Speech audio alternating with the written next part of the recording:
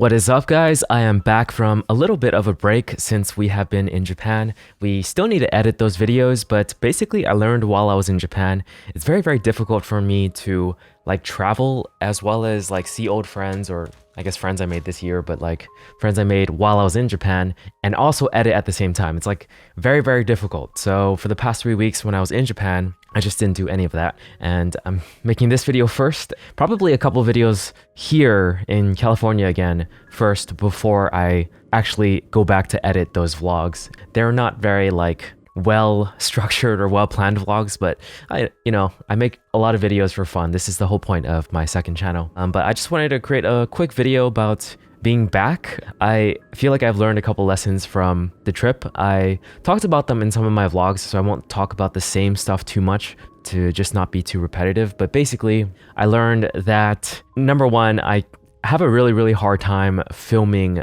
myself a vlog style, or just in general filming myself while talking to the camera when I'm with other people, primarily because with my friends or people I know, because we're doing things and we're just catching up and talking and everything like that. So it's there's no real opportunity for me to do that, and it feels so unnatural for me to do that unless it's pre-planned and they're also into the idea of whatever we want to create together, stuff like that. It's something I thought I wanted to do, but I feel at least with the environment and the current sort of way I interact with my friends, it's not really viable. It has to be pre-planned for sure. So it has to be an idea I introduced to them before meeting up with them and being would you want to make something like this? And I wouldn't want to pressure them at all to make it. So I have to figure that out and figure out that balance.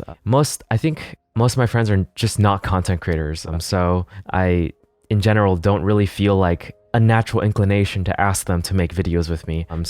But I do have a few friends that are, so I should try to reach out a bit more, or just make more friends that are also creators as well. But that's one thing I learned. That was a big lesson. Another one was while I was traveling, I ended up watching some, I guess, entertainment. Yeah, it's pretty much entertainment. I was watching YouTube primarily after the elections happened. I just wanted to check in and see what was going on. So we ended up watching more than I thought I would, for sure. I thought I would just tune in to find out what everyone's saying, what the reactions are and all that stuff. And I think I went way deeper than I wanted to. That resulted in me having probably a less good experience in Japan, because there was definitely time that I spent doing that instead of actually, being in Japan and actually making the fullest out of it. I think I got a little too comfortable, especially going back to Kyoto, because my main purpose was to visit my girlfriend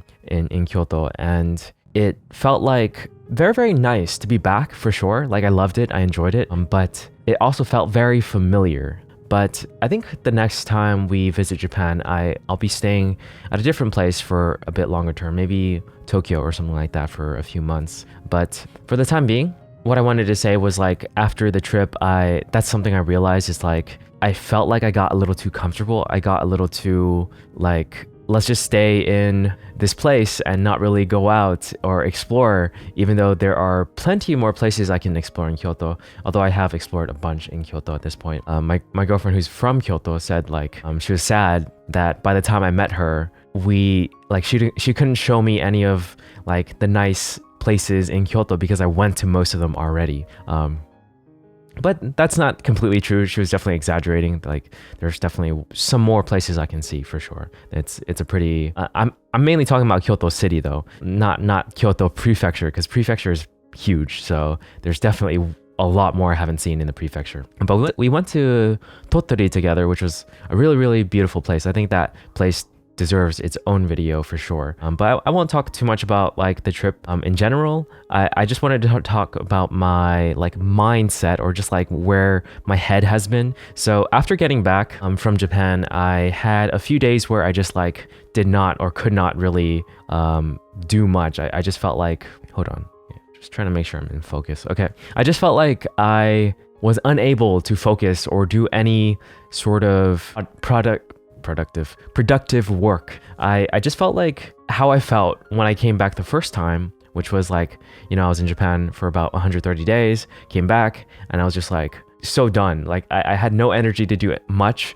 I felt like I was depressed. I felt super low energy and super like not myself basically. But now I feel normal again after it's been, I think 3 days, right about 3 days of coming back and just like resting and not doing much. I've actually been kind of watching a lot of entertainment. That's sort of what happens when I get into this mode. So the whole zero entertainment challenge for whatever phase I'm on has been really, really bad, honestly. But I'm gonna get back on it. I think doing YouTube actually really, really helps me with just structuring a lot of my thoughts and just letting my thoughts out and also getting things organized. It really, really helps me. I know like the content I'm making right now for YouTube is not very good content. It isn't like directed towards anyone. It isn't geared or made up to be like watchable or like clickable or just like, you know, it's not for a growth strategy. I'm not trying to grow on this channel for YouTube. I mean, I would like to grow, but I'm not trying. My energy is not directed to creating videos that are going to help me grow, basically. I'm just making videos because I like making videos and I just make whatever I want, which is most of the time me talking to the camera about my thoughts. So that's going to be what it's like for a while, I think, until, I don't know, until I feel like I want to actually try more. I think over time, I'll just naturally try more stuff with YouTube and yeah, just try to include things that help with growing the channel, like better titles, better thumbnails, actually making bullet points for these videos and structuring them better. I don't think I'll ever script my second channel videos because I just feel like it's a bit too much work, honestly. I want to stick to scripting my main videos for my main channel and then actually doing other projects that require, you know, my full focus and attention, which is my main focus right now. My main project is the audiobook project. I want to create an audiobook, put it on Audible, put it on whatever other platforms there are. Main one I know is Audible. That's about it, actually. But I know there are other ones, like I think Google's one of them. They have like an audiobook store, I think. Anyways, that's my main project right now. Now that I'm sort of like feeling like myself again, I think I'll start making progress towards it and try to go as fast as possible because I do want to get back to Japan next year. I probably will, like regardless of anything. Like I think I just will because I want to, and I'll make it happen even though I have all these projects that I want to do. I'll make something work in the future.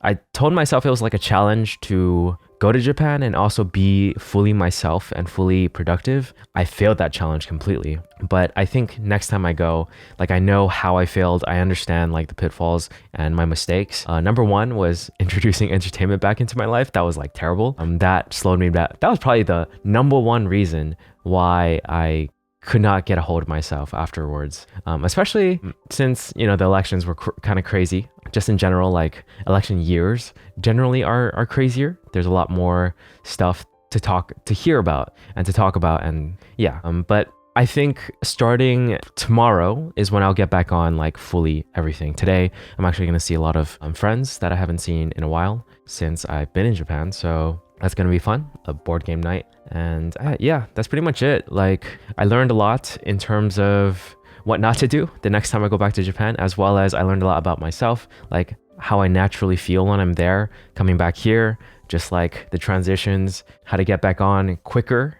This time, again, it's 3 days compared to what, like almost 2 months of me struggling to get back on top of things, to feel like myself again. So yeah, we'll see. I mean, I honestly feel like we will be a lot more consistent moving on from here. Like I feel like it's easier to get a hold of myself and become like my normal self, my normal state again, because before I left Japan, I was pretty focused up and pretty productive, like probably one of my most productive states of my life. So that it helps that, you know, I was like that about a month ago. Like I know I can get back to that state just because I was there. Like having succeeded in that sense, like just once,